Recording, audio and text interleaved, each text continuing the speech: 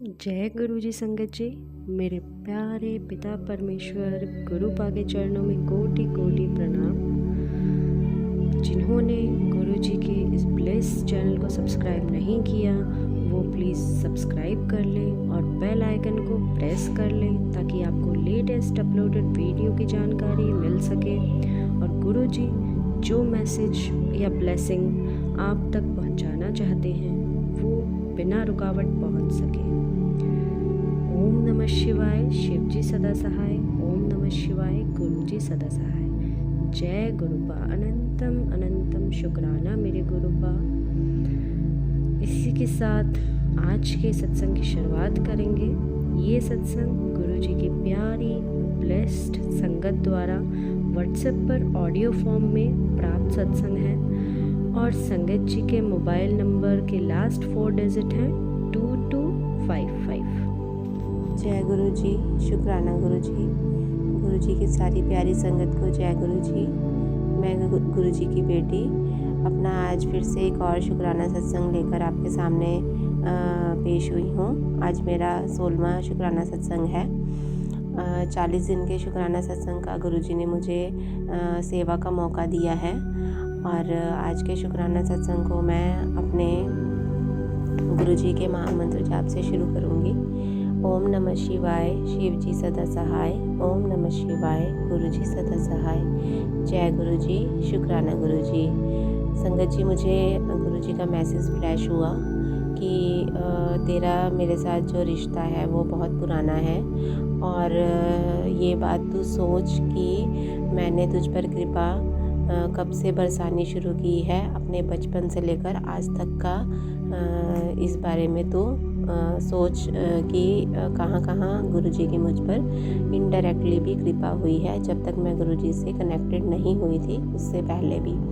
तो संगत जी, मैं बताना चाहूँगी कि मैरिज से पहले और शायद मैं स्कूल टाइम से ही या फिर कॉलेज टाइम से, इतना मुझे रिमेंबर नहीं है, बट मैंने सिर्फ़ और सिर्फ जो फास्ट रखे हैं रेगुलर वाले वो मंडे के रखे हैं, शंकर भगवान जी के रखे हैं और उसमें मैंने अपने खुले व्रत भी रखे थे और जो 16 सोमवार होते हैं वो भी मैंने रखे थे। तो ये कड़ी मेरी शादी के बाद भी चलती रही और उसके बाद मैंने फिर अपने व्रत का उद्यापन कर दिया था। अपने बेबी के होने के बाद मैं कंटिन्यू नहीं कर पाई थी, फिर मैंने उसके बाद कुछ व्रत रखे और उसका सोमवार के व्रतों का अपना उद्यापन कर दिया था। तो गुरु जी की कृपा मेरी बहुत पहले से ही है। गुरु जी सही बोलते हैं, जन्मों जन्मों से है, ये भी शायद बात सच है। और बाकी मैं अपना एक इंसिडेंट बताती हूँ कि मैरिज के बाद मुझे कुछ टाइम के बाद अपने लेफ़्ट जो चेस्ट है उसमें एक मुझे लंप फील हुआ। तो पहले तो मैंने इतना ध्यान नहीं दिया, बट ड्यूरिंग मेरी फर्स्ट डिलीवरी 2 साल के बाद जब मैं कंसीव किया मैंने, तो मुझे वो जो दर्द है उसमें लंप में वो मेरा बढ़ने लग गया। तो मैंने अपनी गायनी से भी इस बारे में कंसर्न किया, तो उन्होंने बोला कि ये मेरा फील्ड नहीं है, आपको इसके लिए किसी और डॉक्टर के पास जाके पूछना पड़ेगा।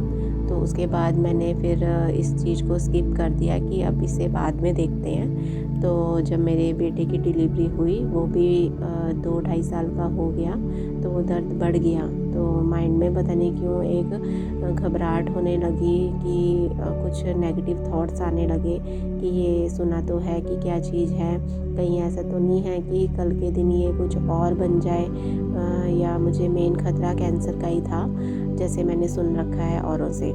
तो इसलिए इस चीज़ के लिए मैंने कंसर्न किया डॉक्टर से और जहाँ पे मैं रेगुलर अपना प्रेगनेंसी के टाइम पे अपना जो अल्ट्रासाउंड है वो करवाती थी, तो उन्होंने फिर मुझे सजेस्ट किया कि हमारे एक और डॉक्टर है, थोड़ा सा दूर है वो, उनका वहाँ पे काफ़ी अच्छी लैब है और वहाँ पे जाके मुझे करवाना चाहिए। तो वो जो डॉक्टर थी वो लेडीज़ डॉक्टर थी। तो उनसे मैंने बात की और उन्होंने फिर कहा कि कोई बात नहीं, हम इंजेक्शन के थ्रू थोड़ा सा उस लंप में इंजेक्ट करके एक सैंपल लेंगे और उससे फिर हमें एग्जैक्ट पता चलेगा कि ये चीज़ है क्या। तो संगत जी मैं बहुत डरी हुई थी। प्रेगनेंसी के बाद मेरे बेटे की कंडीशन भी कुछ ऐसी हो गई थी कि मतलब बाय बर्थ ही उसके जो फीट थे वो मुड़े हुए थे। और ये बात हमें प्रेगनेंसी से कि ड्यूरिंग प्रेगनेंसी पता चल गया था। तो बट गुरुजी ने मुझे इतना साहस दिया, हिम्मत दी कि मैं डरी नहीं, क्योंकि डॉक्टर ने मुझे बोला था कि इस चीज़ का इलाज हो जाता है फर्स्ट 3 मंथ या फर्स्ट 6 मंथ में ही। अगर हम बच्चा बॉर्न होने के स्टार्टिंग में ही अगर हम इसका ट्रीटमेंट करें तो वो हो जाता है। तो शायद ये हमारे कर्म लगा लो या मेरे बेटे के लगा लो, जो भी था वो ऐसा पैदा हुआ। बट हमने उसके इलाज में कोई भी कमी नहीं छोड़ी और थ्रू मालिश और उसके प्लास्टर्स के मतलब जब तक वो 2, ढाई, 3 साल का हुआ, उसके जो शूज़ होते हैं स्कूल जाने से पहले वो शूज़ उसके रिमूव हो गए। मैंने उसकी बहुत सेवा की, शायद गुरुजी ने मुझसे सेवा करवानी थी। और बस मैंने अपने बेटे की किसी भी चीज़ में कमी नहीं छोड़ी। तो चलो ये अलग मैटर है कि ये अपने अपने नसीब की बात होती है। बट आज गुरुजी ने मुझे बहुत एक होनहार बच्चा दिया, बहुत समझदार बच्चा दिया है। कभी कभी हो जाता है वो परेशान, बट गुरुजी की शरण में है अब हम सब। तो मुझे इस चीज़ की बिल्कुल भी कोई टेंशन नहीं है कि क्या होगा और क्या नहीं होगा। तब भी गुरुजी ने बहुत साथ दिया।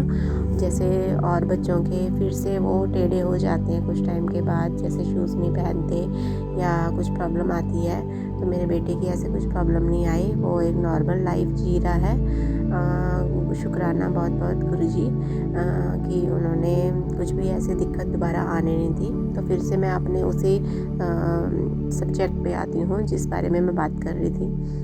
तो जब मेरा बेटा 2, ढाई साल का था तो मैं वहाँ पे गई, उन्होंने लेडीज़ डॉक्टर ने इंजेक्ट किया।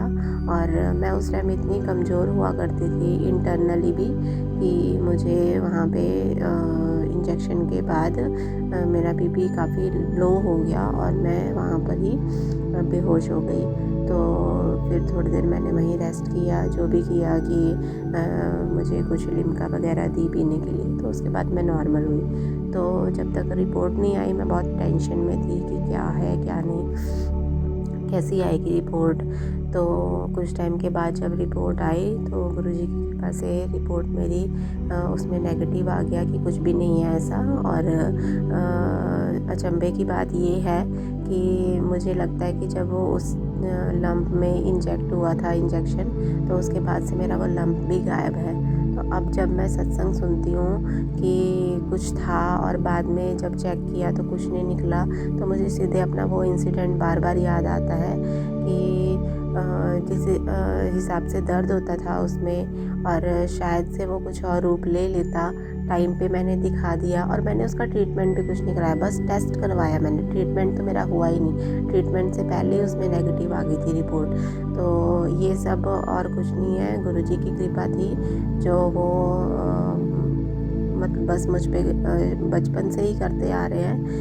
तो बहुत बहुत कोटि कोटि शुक्राना करूँगी मैं गुरुजी का कि उन्होंने हमेशा मेरा साथ दिया। टफ़ टाइम में मुझे संभाल के रखा, अच्छे टाइम में भी मुझे संभाल के रखा। दोनों टाइम में हमें संभल के रहना बहुत ज़रूरी है, जब हमारा टफ़ टाइम भी हो और जब हमारा अच्छा टाइम भी हो। तो बहुत बहुत शुक्राना करती हूँ, मैं दिल से शुक्राना करती हूँ। और आगे भी तो अब गुरुजी ने तो हाथ थाम ही लिया, तो अब तो फ़िक्र की कोई बात ही नहीं है। बाकी कल मेरा बेटा काफ़ी डिप्रेस्ड रहा, उसके शायद अभी गुरुजी ने मुझे पहले ही अलर्ट कर दिया था कि बेटे पर थोड़ा ध्यान दे, उसके नाम की 108 मंत्र माला जाप कर और उसे मेरा जल प्रसाद दे। तो ये चीज़ मैं कर रही हूँ, चाहे मुझसे गुरुजी इंडायरेक्टली करवा रहे हैं, जैसे मंत्र जाप है टाइम पे मैं नहीं बैठ पा रही हूँ, तो मुझे फेसबुक में ही सुना देते हैं, तो उसमें सबसे होता है उसमें हेडफोन्स लगा के। तो जैसे भी है गुरु जी इधर से रक्षा कर रहे हैं। और आज मुझे 2 कबूतर भी दिखे जब मैं वॉक पे जा रही थी, तो मुझे 2 कबूतर भी दिखे। बाकी मुझे जैसे मैं घर से बाहर निकलने लगी तो अपने घर के आंगन में ही मुझे एक सिंगल मोर पंखा, एक जो फैदर सिंगल होता है वो भी दर्शन करने मिले। सुबह सुबह ही दर्शन करा दिए। फिर जैसे मैं अपने सिस्टर का वेट कर रही थी घर के बाहर ही, तो वहाँ पे एक काला कुत्ता आ गया मेरे पास और वो मेरे से लाड करने लगा। जबकि मैंने उसे कभी ऐसा लाड दिया नहीं, प्यार दिया नहीं, बट वो मेरे पास अपने तेल मिलाने लगा। और उसने मुझे 2 बार मतलब ऐसा लगा मुझे दंडवत प्रणाम जिसको बोलते हैं वो भी उसने किया। तो जो डॉग होते हैं वो तो संतुष्टि का ही वाहन बोला जाता है। तो गुरु जी ने बस ऐसे आके शायद मुझे मेडिटेशन दिया है कि मैं साफ हूँ और अपने उन्होंने फील करवाया। तो मेरे से काफ़ी कुछ काम हो गया अपने बेटे को लेकर। बाकी